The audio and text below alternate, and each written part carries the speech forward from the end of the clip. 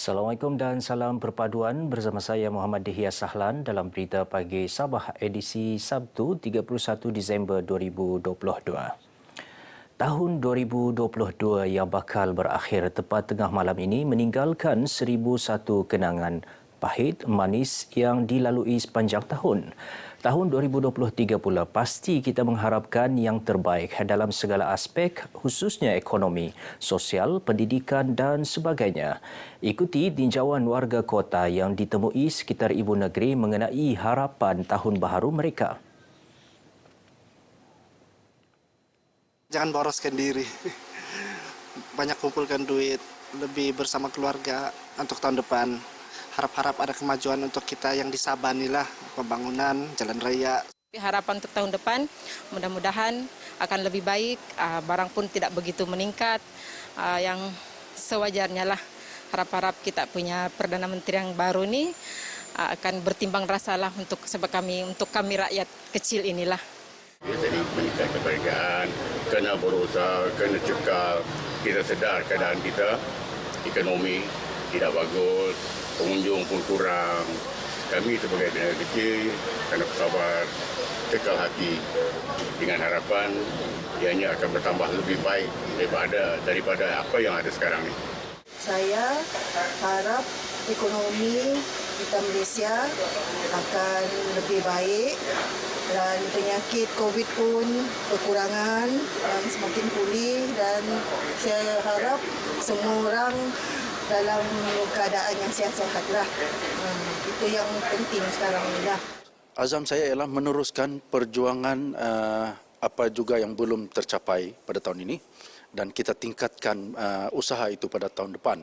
Satu lagi azam iaitu kita terus menggalakkan diri sendiri untuk langkah penjimatan dalam apa juga sama ada di tempat kerja maupun di rumah sebagai cara untuk menangani masalah ekonomi sendiri ataupun ekonomi secara keseluruhannya. Meningkatkan lagi mutu dan pekerjaan kami lah sebagai penjawat awam, dan semoga pada tahun 2023 ini Azam akan lebih atau dapat mencapai target dan visi sebagai penjawat awam.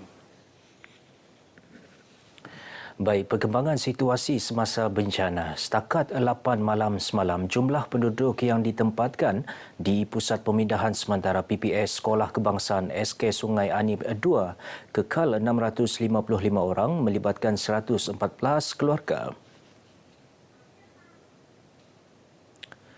Menurut kenyataan Sekretariat Jawatan Kuasa Pengurusan Bencana Negeri JPBN, PPS berkenaan adalah satu-satunya pusat pemindahan masih beroperasi selepas PPS di 3 daerah lain ditutup secara berperingkat pada Rabu. Fenomena air pasang besar dan banjir yang berlaku sejak Jumaat minggu lalu merekodkan 1,647 penduduk terjejas melibatkan daerah Pitas, Kota Belud, Kota Kinabalu dan Sandakan. Sebelum ini, 10 PPS dibuka untuk menempatkan penduduk terlibat bencana dengan bilangan tertinggi di Pitas iaitu 6 PPS. Berikutan keadaan telah pulih 9 PPS ditutup secara berperingkat sekaligus membenarkan semua penduduk kembali ke kediaman ahli keluarga atau jiran masing-masing. Baik, perkembangan semasa COVID-19. Sabah merekodkan jangkitan 15 kes baharu semalam berbanding 9 kes yang dilaporkan pada Khamis. Situasi turun naik berdasarkan jumlah sampel ujian yang dengan kadar penularan yang lebih tinggi iaitu 1.22%.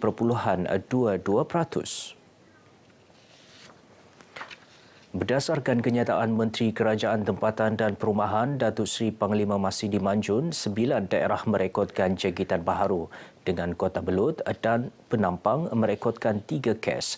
Kota Kinabalu dan Sipitang 2 kes serta Kinabatangan, Lahadatu, Tawau, Telupit dan Tuaran masing-masing merekodkan 1 kes.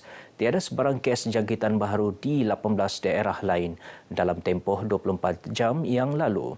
7 daerah tidak mencatatkan sebarang kes jangkitan baharu selama 14 hari berturut-turut iaitu Radau, Beluran, Tongot, Tenom, Kunak, Semporna dan Kuala Penyu. Daerah-daerah ini kini berstatus daerah hijau. 13 kes dilaporkan dalam kategori 1 dan 2 serta masing-masing 1 kes dalam kategori 4 dan 5. Kreativiti menjana pendapatan. Sesungguhnya iltizam dan keberanian sekumpulan 30 wanita dan remaja dari kawasan pedalaman di daerah Kota Marudu untuk bergelut keluar daripada kepompong kemiskinan telah mendorong mereka menubuhkan kumpulan kraf kulit jagung. Laporan siri kedua, Wanita Berhati Sasa, akan memaparkan mengenai pengalaman kumpulan ini dalam menghasilkan kraf kulit jagung sehingga mendapat tempahan ke luar negara. Dahulunya, kulit jagung hanyalah sebagai bahan buangan, dijadikan baja kompos atau dibiarkan begitu sahaja. Kemudiannya, kulit jagung ini mendapat permintaan tinggi daripada golongan penternak lembu dan kambing sebagai makanan pilihan dan berkualiti untuk ternakan tersebut. Kini, kulit jagung turut melalui fasa peralihan komersial dengan dijadikan sebagai kraf tangan yang unik dan menarik. Antara yang bertanggungjawab dalam menghasilkan kraf kreatif tersebut adalah kumpulan kraf kulit jagung ini. Kami buat satu produk doll. Pertama kali kami buat dan kami hantar kepada customer, dan keadaan produk yang sampai itu dia ada sedikit kerusakan lah. Dia tidak berpuas hati dengan produk yang dia terima dengan harga yang kami charge.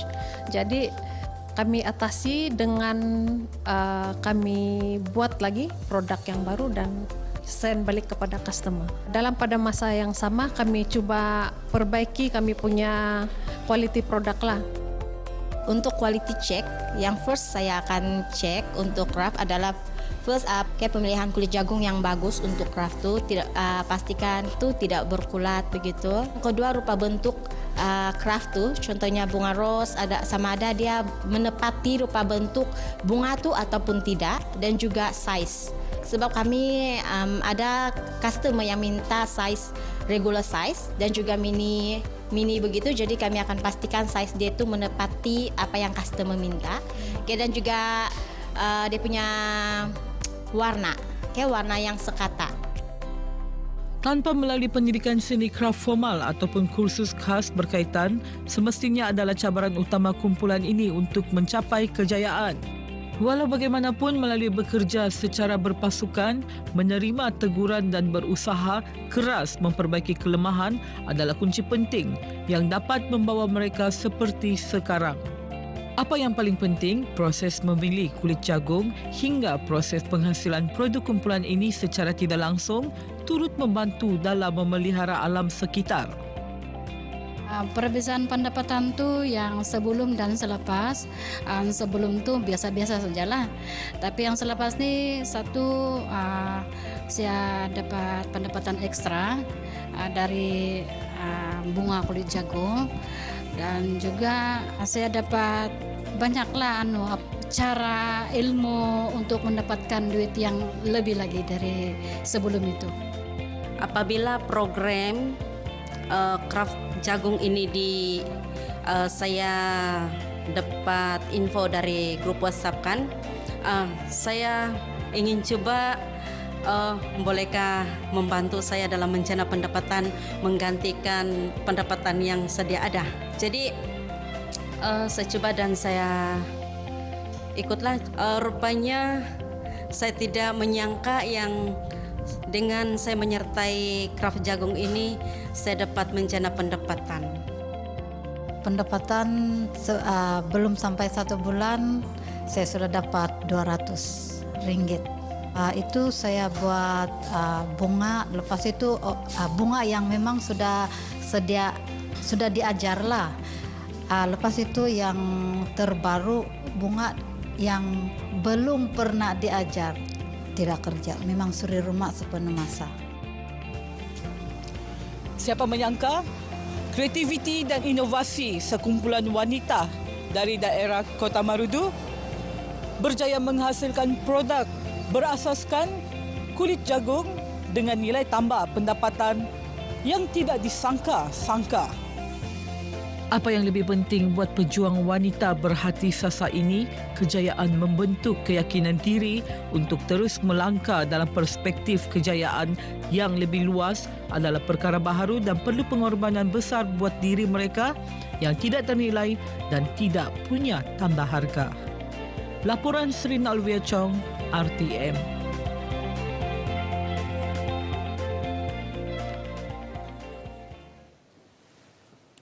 Perpaduan dan kesepakatan masyarakat berbilang kaum di negeri ini perlu terus disubur dan dikekalkan dalam menjamin keharmonian melalui sambutan sesuatu perayaan. Meningkatkan kefahaman selain hormat menghormati dalam kalangan masyarakat juga adalah asas kepada muafakat yang menjadi landasan utama kepada tunjang perpaduan. Adun Limbahau Datuk Juel Noatim berkata, sikap toleransi yang telah wujud dalam kalangan masyarakat pelbagai suku kaum dan anutan agama perlu terus dipupuk kepada semua peringkat umur bagi memastikan keharmonian kekal terpelihara. Jadi kehadiran pada malam ini kita nampak melambangkan satu perpaduan. Perpaduan orang bilang berbilang bangsa, berbilang agama yang hadir pada hari. Kita bersyukur dan terima kasihlah di atas kehadiran semua terutama sekali penyokong-penyokong saya ataupun orang-orang yang daripada kawasan saya. Beliau berkata demikian dalam majlis sambutan Christmas di Dewan Serbaguna Kampung Biau di Papar. Permuafakatan dalam kepelbagaian suku kaum serta perbezaan agama di negeri ini sejak dari dahulu lagi bukan satu penghalang kepada rakyat dalam menjaga keharmonian sekaligus menjadikan Sabah adalah contoh terbaik berkaitan toleransi pelbagai kaum. Datuk Juel turut mengingatkan penduduk agar tidak mudah terpedaya dengan penyebaran berita tidak sahih selain tidak menyebarkan di media sosial khususnya kenyataan yang berniat mencetuskan sebarang kebencian. Lebih 3,000 masyarakat sekitar Papar hadir memeriahkan majlis berkenaan yang turut dihadiri pemimpin tempatan selain pengisian persembahan kebudayaan pelbagai etnik. Baik, sekian dahulu berita pagi Sabah kali ini. Saudara kekal waspada di mana juga khususnya dalam keadaan cuaca yang tidak menentu ketika ini. Selamat menyambut tahun baru sehingga kita berjumpa lagi. Dengan itu saya Muhammad Hiyas Sahlan. Assalamualaikum dan salam perpaduan.